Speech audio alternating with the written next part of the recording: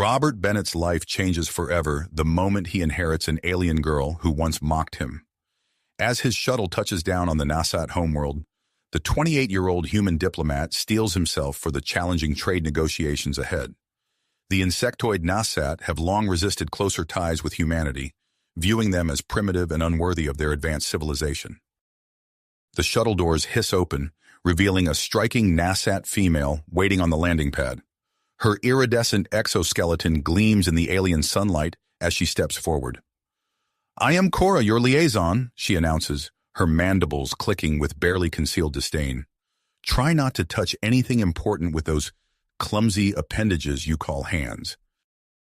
Robert forces a diplomatic smile, refusing to let her barbed comments rattle him. He's come too far to falter now. As they walk towards the welcoming ceremony, Cora continues her stream of thinly veiled insults about human biology and culture. The grand hall buzzes with the chatter of gathered Nasat dignitaries. Robert takes his place, acutely aware of the hostile stares directed his way. Before the proceedings can begin, a Nasat elder rushes in, antenna twitching urgently. "Galactic Elder Zixtara has passed into the great beyond," he announces. A shocked silence falls over the assembly. Robert observes the genuine grief on the faces around him. Clearly, this Zixtara was deeply respected. "The Elder's will must be read immediately," another official declares. Robert listens with growing astonishment as the will's contents are revealed. Against all odds, Zixtara has left his entire estate, including vast wealth and political influence, to the human diplomat. Even more shocking, the inheritance includes ownership of Cora herself. The Nasat Council erupts in outrage. Cora's eyes flash with fury and disbelief. Robert struggles to process this unexpected turn of events. "This is unprecedented," a counselor shouts. "We demand an explanation." The will's executor steps forward, mandibles quivering. Elder Zixtara had been secretly observing humanity. He saw great potential in their species and wished to foster closer relations. Robert learns that to keep the inheritance, he must successfully navigate Nasat politics for one galactic standard year while living in Zixtara's estate. Cora, as his unwilling guide, must assist him. If he fails to improve human-Nasat relations, everything reverts to the Nasat government.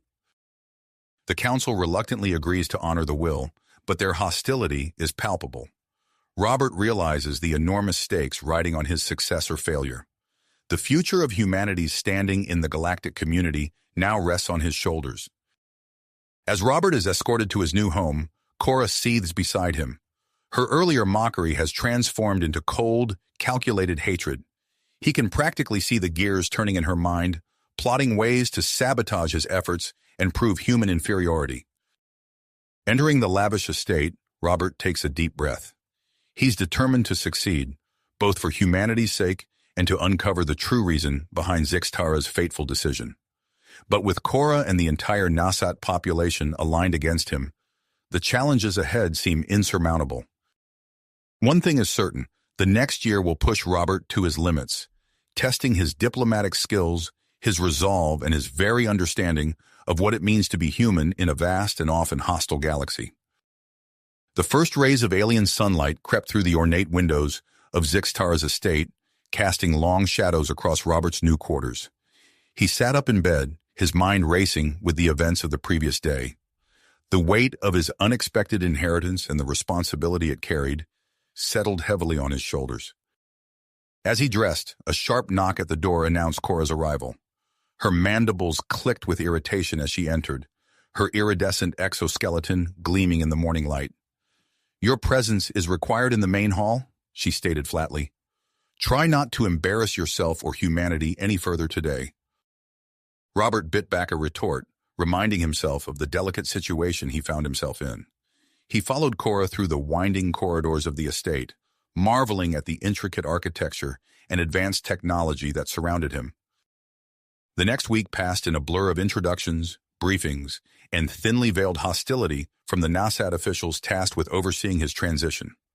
Robert threw himself into learning everything he could about Nasat customs and technology, acutely aware of the ticking clock on his year-long challenge.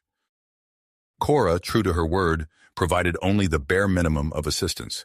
Her every interaction with Robert dripped with disdain, her actions clearly designed to undermine his efforts at every turn. Despite her sabotage, Robert pressed on, determined to uncover the truth behind Zixtara's decision and improve human-Nasat relations. On the 8th day, as Robert explored a particularly ornate section of the estate, his hand brushed against a hidden panel.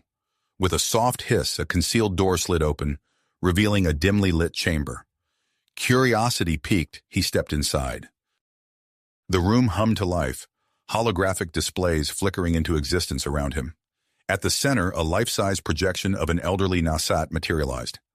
Robert recognized him instantly from the images he'd seen. Zixtara himself. "Greetings, Robert Bennett," the hologram spoke, its voice warm and resonant. "If you are viewing this message, then my time has passed, and you have accepted the challenge I have laid before you." Robert listened, transfixed, as Zixtara explained how he had secretly observed humanity for decades. The elder Nasat spoke of his growing admiration for human adaptability and diplomatic skill, qualities he believed were crucial for the future of galactic cooperation. "I chose you, Robert, because I saw in you the potential to bridge the gap between our species," Zixtara's hologram continued. "Your skills, your empathy, your unwavering grit in the face of adversity, these are the qualities that will be needed in the times to come." As the hologram faded, Robert stood in silence, processing this new information. A renewed sense of purpose filled him. He was not just here to prove humanity's worth, he was here to fulfill the vision of a being who had seen the best in both their species. Energized by this revelation, Robert redoubled his efforts to engage with Nasat society. He requested permission to attend a public forum where citizens could voice their concerns about human integration. The Nasat Council, likely hoping to see him fail, grudgingly agreed. The forum was held in a vast amphitheater, its tiered seating filled with hundreds of Nasat citizens. As Robert took the stage, a wave of hostile chittering swept through the crowd. He could feel the weight of their stares, a mix of curiosity and disgust. "Thank you for allowing me to address you today," Robert began, his translator converting his words into the clicking language of the Nasat. "I understand many of you have concerns about increased human presence in your society. I'm here to listen and to answer any questions you may have." For the next 2 hours, Robert faced a barrage of questions and accusations. The Nasat hurled every fear and misconception about humans at him, their perceived aggression, their physical weakness, their primitive technology. Through it all, Robert maintained his composure, addressing each point with patience and clarity. "It's true that humans may not have the physical strength of the Nasat," he acknowledged at one point. "But we have other strengths, adaptability, creativity, and a deep desire to understand and connect with other species. We don't seek to replace or dominate, but to cooperate and learn from one another." As the forum progressed, Robert noticed a subtle shift in the atmosphere. The hostility, while still present, began to give way to genuine curiosity. A few Nasat even nodded in agreement with some of his points. As the event concluded, a young female Nasat approached Robert. Her exoskeleton shimmered with a soft blue hue, and her antennae twitched with excitement. "I am Lyra," she introduced herself. "I'm a xenobiologist specializing in comparative physiology. Your responses about human biology were fascinating. I'd love to discuss this further if you're willing." Robert agreed enthusiastically, grateful for this unexpected olive branch. As they conversed, he noticed Cora watching from the sidelines, her expression unreadable.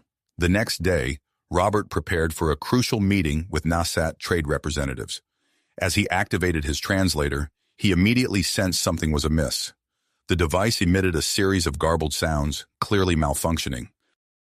Realizing he had mere minutes before the meeting began, Robert's mind raced. He couldn't postpone. That would be seen as a sign of weakness. Instead, he grabbed a datapad and stylus, determined to make the best of the situation. As the trade representatives filed in, clicking in confusion at Robert's silent greeting, he held up a hand to forestall their questions. With quick, sure strokes, he began to sketch on the datapad. Over the next hour, Robert used a combination of drawings, gestures, and the few Nasat words he had managed to learn to convey his points. He drew diagrams of potential trade routes, sketched out resource exchange concepts, and used simple animations to illustrate mutual benefits. The Nasat representatives, initially skeptical, soon became engrossed in this novel form of communication. By the meeting's end, they were chittering excitedly among themselves, impressed by Robert's resourcefulness and dedication. As the representatives filed out, Robert caught sight of Cora lurking in the doorway. For a brief moment, he thought he saw a flicker of something other than disdain in her eyes. Was it respect? But before he could be sure, her usual mask of contempt slid back into place. Robert allowed himself a small smile as he packed up his makeshift presentation materials. It was a small victory, but a significant one. He had taken a potential disaster and turned it into an opportunity to showcase human adaptability. As he left the meeting room, Robert's mind was already racing with plans for his next steps. He had made progress, but he knew the real challenges were yet to come. The Nasat conservatives would not give up easily, and he would need every ounce of his diplomatic skill to navigate the treacherous waters ahead. Little did Robert know that his actions had caught the attention of a powerful Nasat politician named Dax Azor, who saw the humans' growing influence as a threat to Nasat superiority. As Robert walked back to his quarters, Dax Azor was already setting in motion plans to discredit the human diplomat and halt the progress of human-Nasat relations. The game was not nearly finished, and the stakes were about to get much higher. Higher. As Robert entered his quarters, he stumbled, catching himself against the wall. A wave of dizziness washed over him, accompanied by a strange tingling sensation throughout his body. He shook his head, trying to clear the fog that had suddenly descended on his mind. "What's happening to me?" he muttered, steadying himself. As the dizziness subsided, Robert became acutely aware of his surroundings. The intricate patterns on the walls seemed to jump out at him with startling clarity. He could hear the faint hum of the estate's power systems, a sound he'd never noticed before.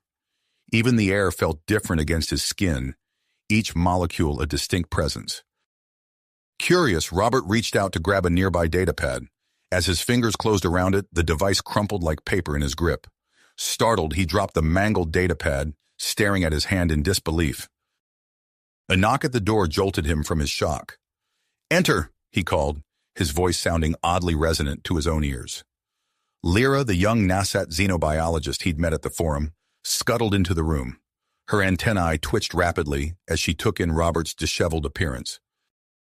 "Ambassador Bennett, I hope I'm not intruding," she clicked, her translator conveying a mix of excitement and concern. "I've been analyzing some anomalous readings from the estate's biosensors, and I believe they're coming from you." Robert nodded, still trying to process the changes he was experiencing. "Something's definitely different, Lyra. I feel enhanced somehow." Lyra's compound eyes gleamed with scientific curiosity. "I have a theory. During your time here, you've been exposed to various Nasat pheromones. It's possible your human physiology has reacted in an unexpected way. With your permission, I'd like to run some tests." Before Robert could respond, Cora burst into the room, her exoskeleton jam-packed with agitation. "What's going on here?" she demanded, glaring at Lyra. Robert intervened, explaining the situation to Cora. To his surprise, instead of dismissing the idea outright, she seemed intrigued.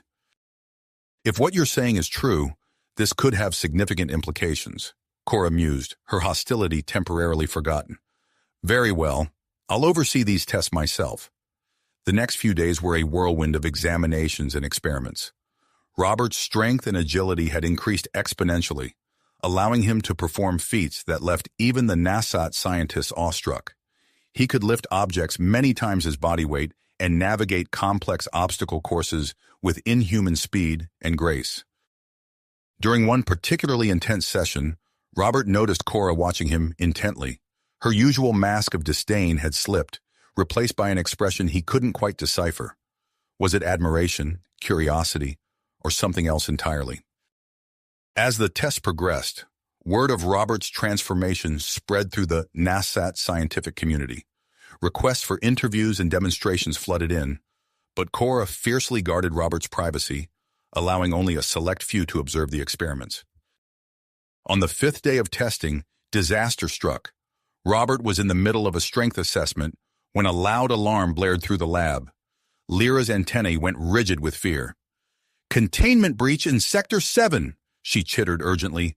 "A highly corrosive compound is leaking into the main ventilation system."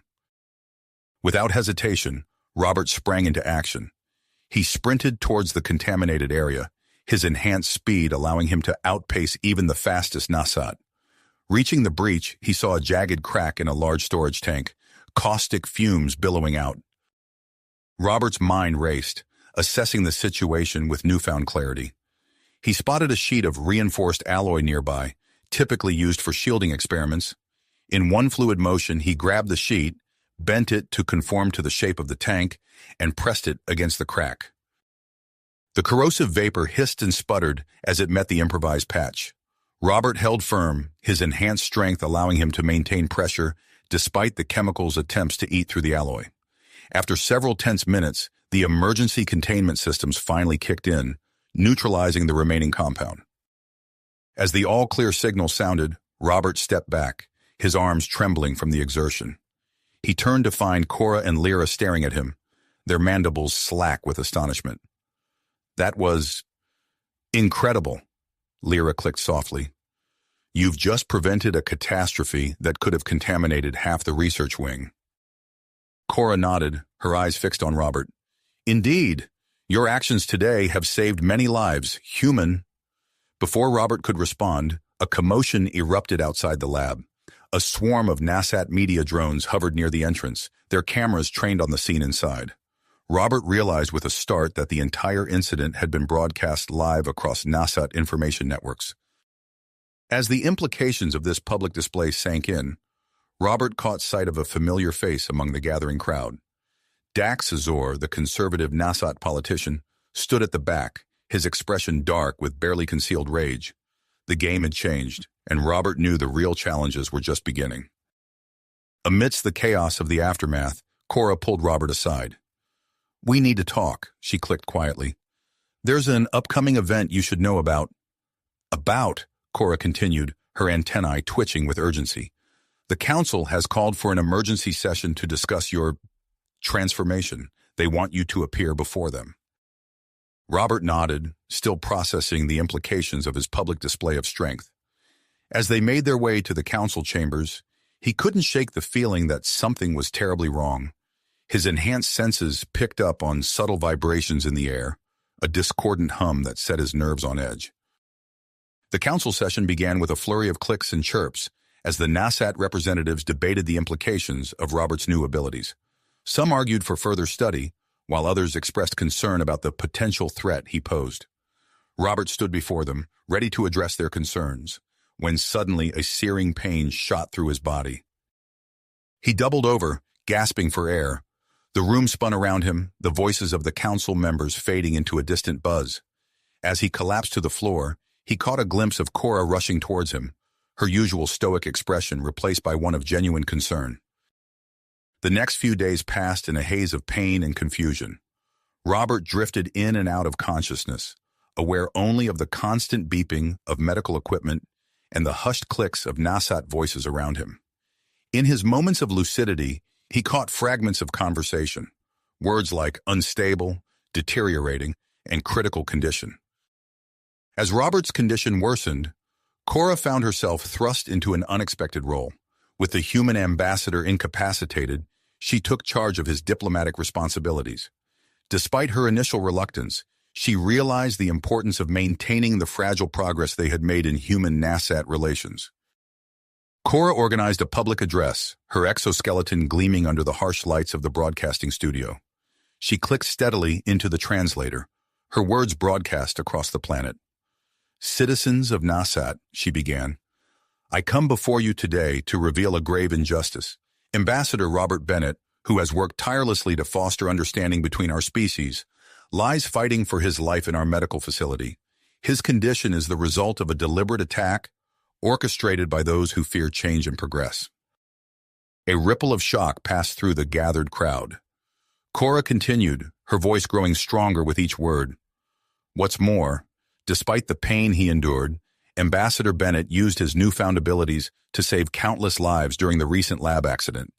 His selfless actions protected not only our scientists, but also our invaluable research. As Cora spoke, images of Robert's heroic efforts at the lab played on screens behind her. The NASAT population watched in awe as the human ambassador, clearly in distress, used his enhanced strength to contain the dangerous chemical leak. The revelation sparked a wave of outrage across NASAT society. Crowds gathered in city centers, their exoskeletons flashing with anger and indignation. Signs denouncing extremism and calling for justice appeared in multiple languages, both NASAT clicks and human scripts. Meanwhile, in the research facility where Robert lay unconscious, Lyra and her team worked around the clock. They had discovered that the unique combination of human DNA and NASAT pheromones had created an entirely new compound in Robert's body. While initially this compound had granted him extraordinary abilities, it was now wreaking havoc on his system. Lyra's compound eyes gleamed with persistence as she peered into a microscope. "We need to stabilize the compound," she clicked to her colleagues. "If we can do that, we might not only save the ambassador's life, but also unlock potential medical breakthroughs for both our species." As the scientist toiled, Cora found herself spending every free moment by Robert's side. She watched the rise and fall of his chest, so different from the rhythmic pulsing of a NASAT's respiratory system. Despite their differences, or perhaps because of them, she felt drawn to him in a way she had never experienced before. One night, as the medical bay lay quiet, save for the soft beeping of monitoring equipment, Cora found herself alone with Robert. She reached out hesitantly, her hard exoskeleton gently brushing against his soft skin. The contrast fascinated her. The alien warmth of his body, the strange texture of his hair, the delicate features of his face. "You must recover, Robert," she clicked softly, her words barely audible even to her own auditory receptors. "There is still so much for us to learn from each other." As days passed, the political landscape of NASAT underwent a dramatic shift. The moderate faction, impressed by Robert's actions and Cora's leadership, gained significant support. They proposed a new era of human-NASAT cooperation, starting with joint scientific research projects. Daxazor, the conservative politician who had orchestrated the attack on Robert, found himself facing criminal charges. As evidence of his involvement came to light, he disappeared from public view, retreating into hiding with his remaining loyalists. In the research facility, Lyra's team made a breakthrough. They successfully synthesized a stabilizing agent from the new compound in Robert's body. With trembling appendages, they administered the treatment, watching anxiously as Robert's vital signs began to improve. Cora, who had been called away to attend to diplomatic matters, rushed back to the facility as soon as she received news of the treatment. She arrived just as Robert's eyes fluttered open, his gaze unfocused at first, then slowly sharpening as he took in his surroundings. "Cora?" he croaked, his voice hoarse from disuse. "What happened?" Cora felt a surge of emotion she couldn't quite name. Relief? Joy? Something more? She moved closer to the bed, her antennae twitching with barely held back excitement. "Welcome back, Ambassador," she clicked softly. "You have quite a story to hear." As Robert began to regain his strength, he found himself in a changed world. The NASAT society he had worked so hard to integrate into was now more open to human presence than ever before. And at the center of it all was Cora, the NASAT who had once viewed him with disdain, now his most dedicated supporter. Together they stood on the balcony of Zixtar's estate, overlooking the NASAT capital. The city buzzed with activity, humans and NASAT working side by side in a way that would have been unthinkable just weeks ago. "We've made progress," Robert said, his enhanced senses taking in the sights and sounds of the city below. "But I have a feeling our challenges are far from finished." Cora's exoskeleton shimmered in agreement. "Indeed, we've received word that a human diplomatic delegation is on its way, including your former superiors. And there are rumors that Daxazor is gathering support from other alien races who fear our alliance." Robert nodded, his mind already racing with plans and strategies. He turned to Cora, seeing her not just as a colleague, but as a partner in the truest sense of the word. "Whatever comes next," he said, reaching out to gently touch her exoskeleton, "we'll face it together." Cora's antenna twitched in what Robert had come to recognize as a smile. As they stood there, human and NASAT, The sun began to set over the alien landscape, painting the sky in hues no Earth sunset could match. It was a new dawn for both their species, and they were at the forefront of it all. The peaceful moment on the balcony was short-lived. Within days, the capital erupted into a flurry of activity as news spread of an incoming human diplomatic delegation. Robert and Cora found themselves at the center of the preparations, coordinating with both NASA officials and human representatives. As they stood at the spaceport, watching the sleek human shuttle descend through NASA's atmosphere, Robert felt a knot of tension form in his stomach. He glanced at Cora, her exoskeleton gleaming in the sunlight, and saw his own apprehension mirrored in the subtle twitches of her antenna. "Ready?" he asked, his enhanced hearing picking up the whine of the shuttle's engines as they powered down. Cora's mandibles clicked softly. As ready as one can be when facing the unknown. The shuttle's doors hissed open, and a group of humans emerged, their eyes widening as they took in the alien landscape. At their head strode a tall, imposing figure that Robert recognized immediately, Ambassador Marcus Steele, his former superior. Steele's gaze locked onto Robert, then shifted to Cora standing beside him.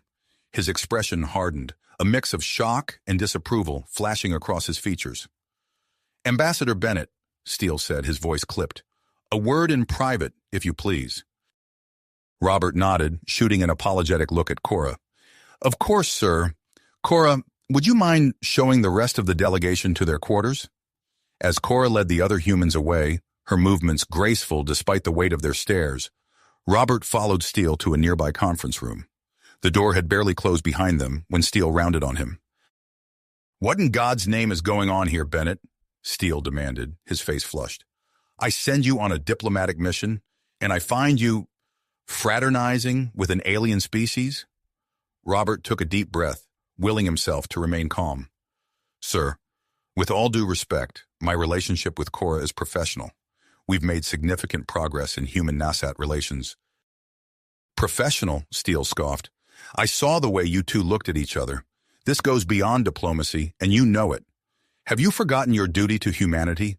Our need to maintain independence in galactic affairs?" As Robert struggled to form a response, alarms began blaring throughout the building. The door burst open, revealing a frantic NASA aide. "Ambassadors," the aide clicked urgently. "We've received intelligence of an imminent attack. Dax Zor and his extremists have acquired powerful weapons from an unknown alien source. They're mobilizing as we speak." The news hit Robert like a physical blow. He turned to Steele, whose anger had been replaced by iron will. "We'll continue this discussion later," Steele said. "For now, we need to address this threat." In the hours that followed, the spaceport transformed into a command center. Humans and NASA worked side by side, setting aside their differences in the face of a common enemy. Robert found himself at the heart of the strategic planning, his enhanced cognitive abilities allowing him to process information at an unprecedented rate. As night fell, Robert presented his plan to a joint council of human and NASA leaders. "I propose a covert operation to infiltrate Dax Zor's stronghold," he explained, pointing to a holographic map of the NASA swamplands. "With my enhanced abilities, I have the best chance of success."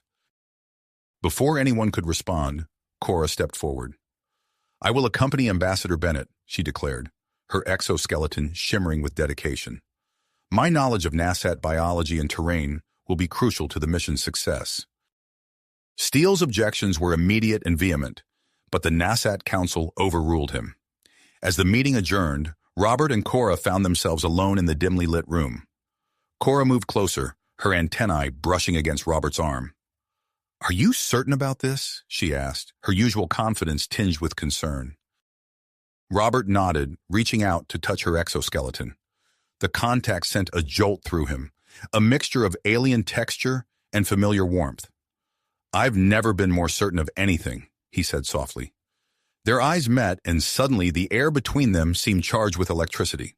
Without a word, they moved towards each other, their bodies meeting in a passionate embrace that defied their physiological differences. In that moment, all thoughts of the dangerous mission ahead faded away, replaced by an overwhelming sense of connection and shared purpose. As dawn broke, Robert and Cora set out for the treacherous Nasat swamplands. The terrain was unlike anything Robert had ever encountered, with bioluminescent plants casting an eerie glow over bubbling pools of viscous liquid. Cora moved with practiced ease, her exoskeleton adapting to the changing environment. "Watch your step," she warned as Robert narrowly avoided a patch of toxic vegetation. "The swamp becomes more dangerous the deeper we go." They pressed on, their progress slow but steady.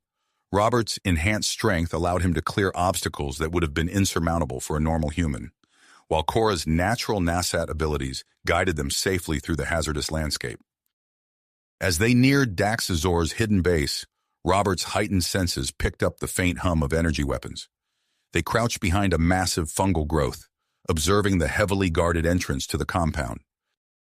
"We need a distraction," Robert whispered, his mind racing through potential strategies. Cora's antennae twitched in agreement. "Leave that to me," she clicked softly. With astonishing speed, Cora darted out from their hiding place. She emitted a series of complex pheromones, causing the local wildlife to erupt into a frenzy.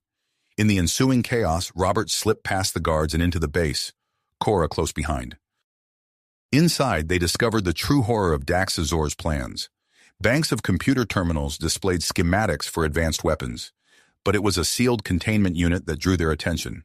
Within it swirled a sickly green substance, a bioweapon designed specifically to target human physiology.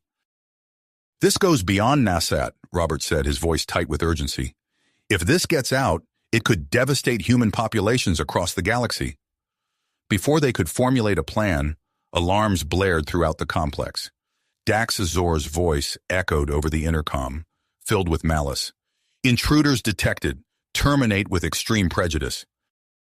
Robert and Cora found themselves surrounded by Daxazor's followers, their weapons trained on the unlikely pair. As the standoff intensified, Robert caught a glimpse of movement from the corner of his eye. Daxazor himself emerged from the shadows, his exoskeleton battle-scarred and his eyes gleaming with fanatical zeal.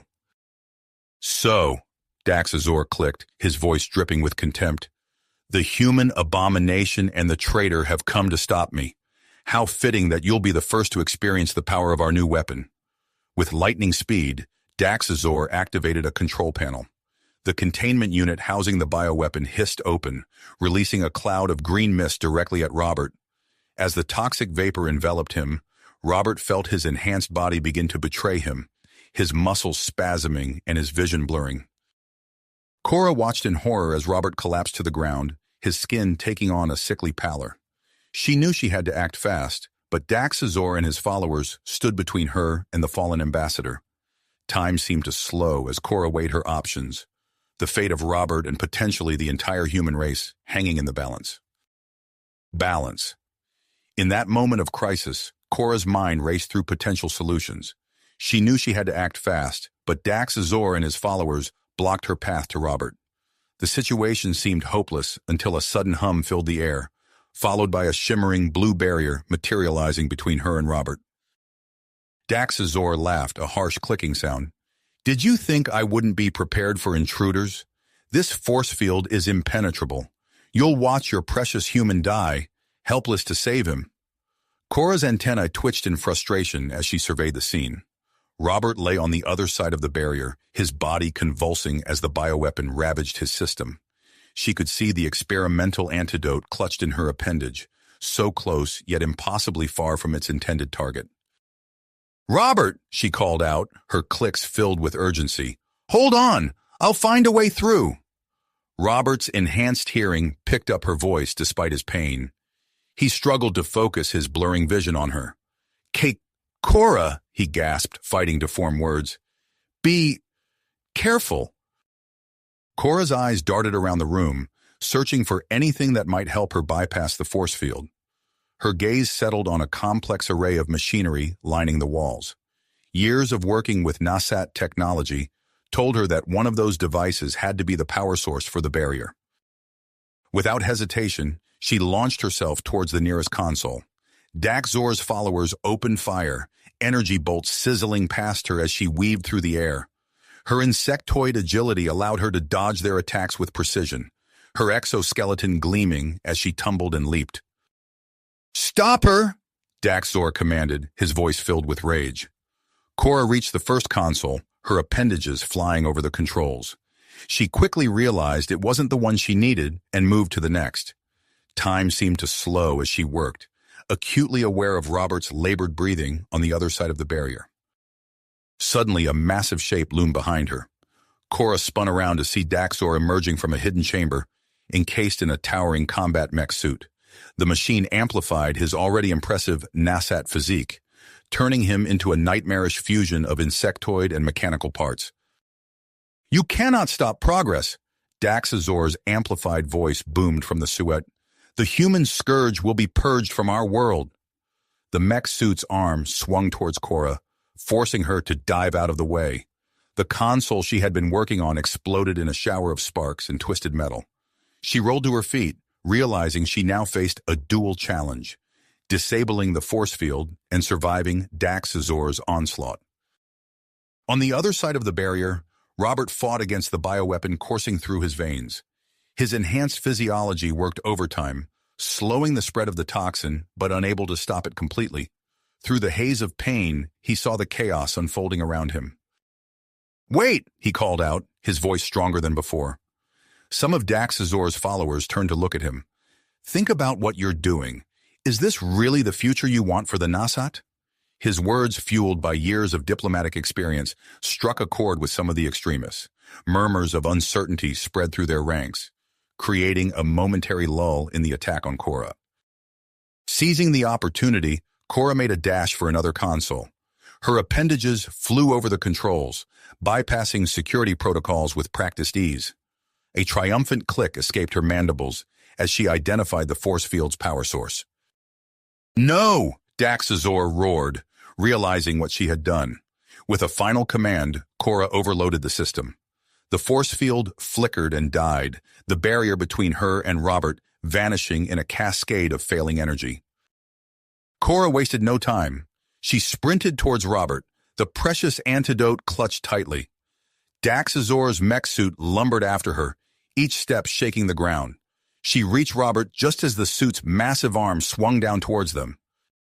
In one fluid motion, Cora administered the antidote to Robert and pulled him out of harm's way.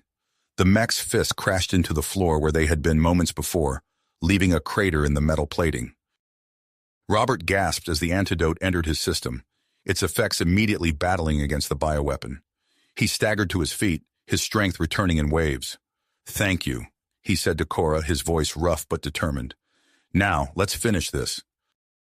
Together they faced Daxazor in his imposing mech suit. The extremist leader's eyes burned with hatred as he raised the suit's arms, weapon systems humming to life. "You've ruined everything," Daxazor shrieked. "I'll crush you both." Robert and Cora shared a quick glance, years of partnership allowing them to communicate without words. They split up, Robert diving to the left while Cora leaped right. Daxazor's weapons tracked Robert, recognizing him as the primary threat. Energy bolts erupted from the mech suit's arms, forcing Robert into a series of evasive maneuvers. His enhanced reflexes allowed him to stay just ahead of the deadly barrage, but he knew he couldn't keep it up forever.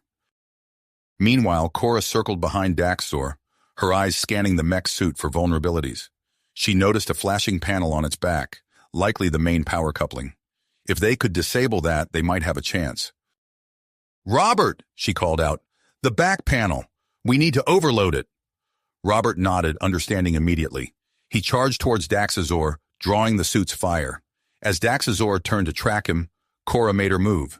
She leaped onto the mech suit's back, her appendages working furiously to bypass the panel's security. Daxazor roared in fury, the suit spinning in an attempt to dislodge her.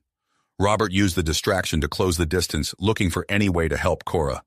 "Almost there," Cora clicked, her movements becoming more urgent as warning lights flashed across the panel. Suddenly, Daxazor's voice filled the chamber, tinged with desperation. "If I fall, you all fall with me." His appendage hovered over a prominent red button on the suit's control panel. Robert's eyes widened in recognition. "It's a self-destruct sequence. Cora, hurry!" Cora redoubled her efforts, her entire being focused on disabling the power coupling. Just as Daxazor's appendage descended towards the self-destruct button, She made the final connection. Electricity arced across the mech suit's surface, its systems overloading in a cascade of failures. The suit froze, then began to topple.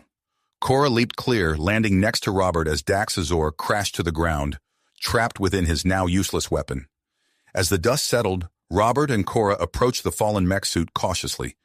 They could hear Daxazor's muffled curses from within, but he was no longer a threat. "It's over," Robert said, his voice filled with relief. He turned to Cora, a smile forming on his lips. "We did it." But as he spoke, a wave of dizziness washed over him. Robert stumbled, his vision blurring once again. "Robert!" Cora's voice sounded distant, filled with concern. "Robert, what's wrong?" He tried to respond, but his body betrayed him. Robert collapsed to the ground, convulsions racking his frame. Through the haze of pain, he could see his skin changing, taking on an iridescent quality reminiscent of Cora's exoskeleton. Cora watched in horror as Robert's body began to transform, a nightmarish fusion of human and Nasat characteristics emerging before her eyes. She realized with growing dread that the antidote, combined with his already altered physiology, had triggered something unprecedented. "Hold on, Robert," she clicked urgently, gathering him in her appendages. "I'm getting you help." As Cora rushed Robert out of Daxazor's compound, alarms blaring in the distance, she knew that their victory had come at a terrible cost. The real challenge, she realized, was only just beginning. Robert's body trembled uncontrollably as the transformation accelerated, his skin shifting between human tones and the iridescent sheen of Nasat exoskeleton. Cora cradled him gently, her clicks filled with worry as she rushed through the corridors of the Nasat medical facility. "Stay with me, Robert," she urged, her antennae twitching anxiously. Lyra met them at the entrance, her compound eyes widening at the sight of Robert's changing form. "Bring him to the containment unit," she ordered, leading the way to a sterile chamber equipped with advanced monitoring equipment. As they placed Robert on the examination table, his body arched in pain, a strangled cry escaping his lips. Cora refused to leave his side, her appendage intertwined with his rapidly changing hand. "What's happening to him?" Cora demanded, her usual calm demeanor cracking under the strain. Lyra's appendages flew over the control panels, initiating a barrage of scans. "The antidote seems to have triggered an unprecedented reaction with his enhanced physiology," she explained, her voice tight with concentration. "It's causing a rapid fusion of human and Nasat genetic material." Hours passed as Lyra and her team worked tirelessly to stabilize Robert's condition. Cora remained a constant presence, offering comfort and support as Robert drifted in and out of consciousness. Finally, after what seemed like an eternity, Robert's vital signs began to stabilize. His body, now a striking blend of human and Nasat features, settled into its new form. He opened his eyes, blinking rapidly as he adjusted to his enhanced vision. "Cora," he whispered, his voice a mix of familiar human tones and the subtle clicks of Nasat speech. "I'm here," she responded, relief evident in her posture. "How do you feel?" Robert took a moment to assess his new body. "Different," he said finally. "But not bad, just new." As news of Robert's transformation spread, the medical facility became a hub of activity. Ambassador Steele arrived, his initial shock quickly giving way to diplomatic calculation. "This could be a unique opportunity," Steele mused, watching Robert through the containment unit's window. "A living bridge between our species." The Nasat Council, eager to maintain their alliance with humanity, agreed to a joint research initiative. Robert found himself at the center of a whirlwind of tests and examinations, each designed to probe the limits of his new hybrid physiology. Cora stood by him through it all, her unwavering support a anchor in the storm of change. As Robert's strength returned, they began to explore the new dynamics of their relationship. One evening, as they walked through the facility's gardens, Robert marveled at the vivid colors his enhanced vision revealed. "It's like seeing the world for the first time," he said, reaching out to touch a delicate Nasat flower. Cora watched him, her antennae twitching with a mix of emotions. "And how do you see us now?" she asked, her voice uncharacteristically hesitant. Robert turned to her, his hybrid features softening into a smile. He took her appendage in his hand, marveling at how natural it felt. "I see us more clearly than ever," he said softly.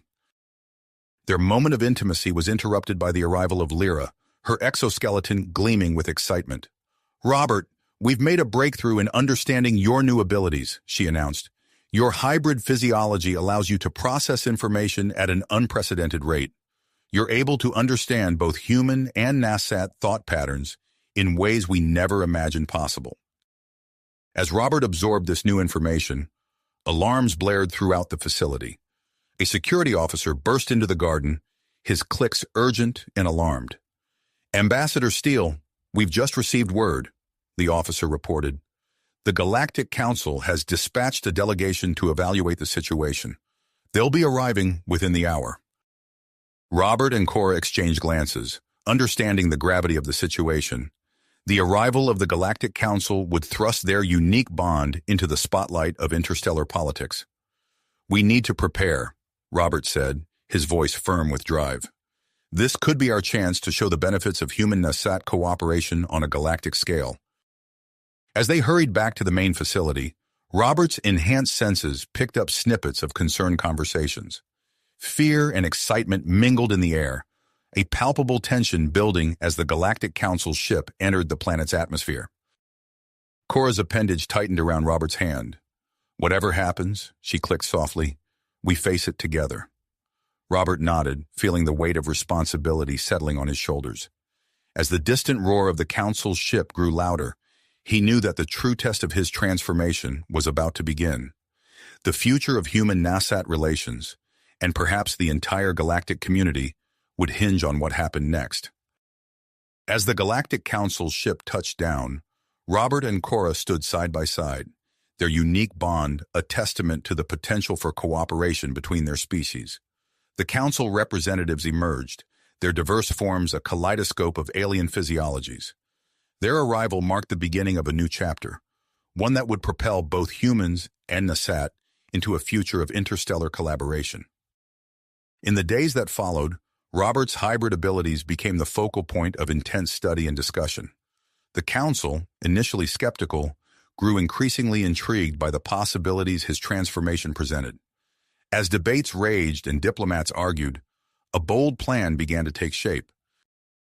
Ambassador Steele, his eyes alight with the fire of opportunity, proposed a joint human-Nasat expedition to a resource-rich planet in a nearby system. "This mission," he declared, "will showcase the strengths of our alliance and demonstrate the benefits of our cooperation to the entire galactic community." The Nasat Council, after much deliberation, agreed. Preparations began immediately, with Robert and Cora at the center of it all. They worked tirelessly, selecting crew members, designing specialized equipment, and adapting the spacecraft to accommodate both species' needs. As the launch date approached, excitement and tension filled the air in equal measure. Robert, his hybrid form now a symbol of unity, addressed the assembled crowd of humans and Nasat. "Today, we embark on a journey that will shape the future of our species and our place in the galaxy," he said, his voice carrying the subtle clicks of Nasat speech. "Together, we will show what can be accomplished when we combine our strengths and overcome our differences." Cora stood beside him, her exoskeleton gleaming in the sunlight.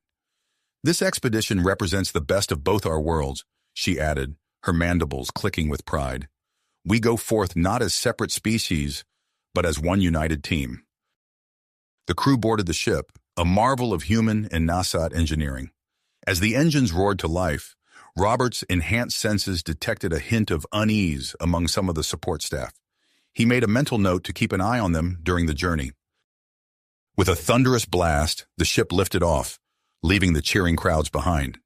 As they broke through the atmosphere and into the vastness of space, Robert felt a surge of excitement coursing through his hybrid body. He turned to Cora, their eyes meeting in a moment of shared anticipation. "Ready for our next adventure?" he asked, a smile playing across his transformed features. Cora's antennae twitched with amusement. "With you?" "Always," she replied, her appendage intertwining with his hand. As the ship accelerated towards its destination, Robert's heightened awareness proved invaluable. During a routine systems check, he noticed a subtle fluctuation in the life support parameters. "Something's not right," he murmured, his brow furrowing in concentration. "Cora, can you take a look at these readings?" Cora leaned in, her compound eyes scanning the data. "You're right," she confirmed. "There's a microfracture in one of the oxygen recycling units.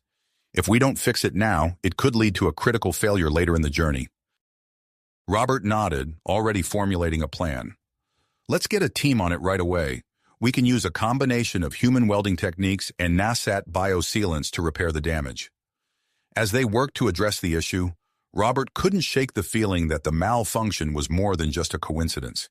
He kept his suspicions to himself for now, focusing on the task at hand. Days turned into weeks as the ship hurtled through space. Robert and Cora fell into a rhythm, their complementary skills creating an efficiency that impressed both human and NASAT crew members. They tackled challenges together, from navigating treacherous asteroid fields to fine-tuning the ship's complex propulsion systems.